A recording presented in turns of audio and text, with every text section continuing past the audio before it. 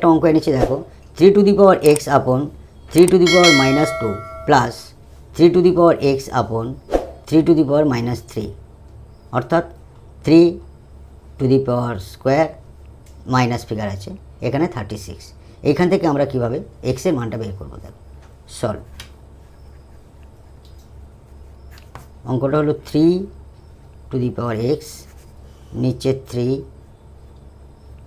Two minus 2 plus 3 to the power এক্স, এখানে 3 minus 3 is equal to 36।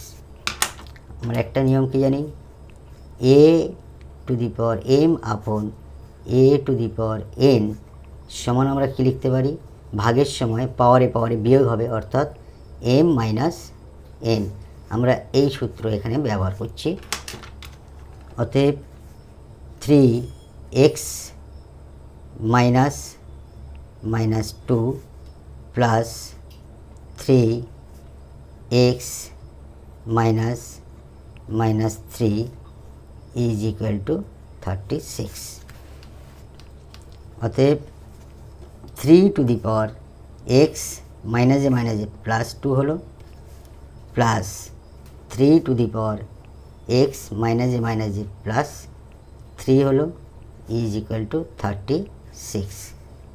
অতএব আমাদের আরেকটা নিয়ম, এ ইন্টু এ 1 1, অর্থাৎ এ 1 প্লাস 1 আমাদের এইখান থেকে ব্যাকে আসছি, তাহলে এটা আমরা ভাঙাবো 3 to the power x into 3 square plus 3 to the power x into 3 square into 3 is equal to 36।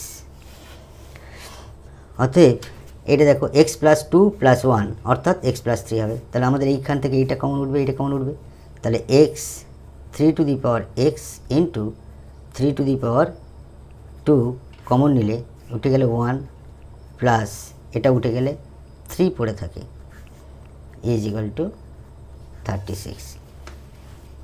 অতএব এটার থেকে আমরা লিখতে পারি 3x প্লাস 2 ইন্টু 3 প্লাস 1 সমান 4 is equal to 36। 3x plus 2 into 4 36 is equal to 36। Both সাইডে 4 দ্বারা আমরা ভাগ করছি, এই 4 কেটে গেল, এটা কাটলে 9 হয়।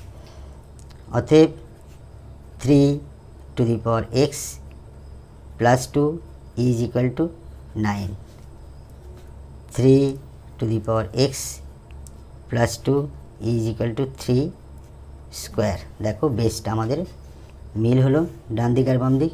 অতএব x plus 2 is equal to 2, তাহলে এক্স প্লাস 2টাকে আমাদের ডান দিকে নিয়ে গেলে এক্স মাইনাস 2 হয়ে গেল, প্লাস 2টা মাইনাস 2 হয়ে গেল, তাহলে এক্স সমান 0।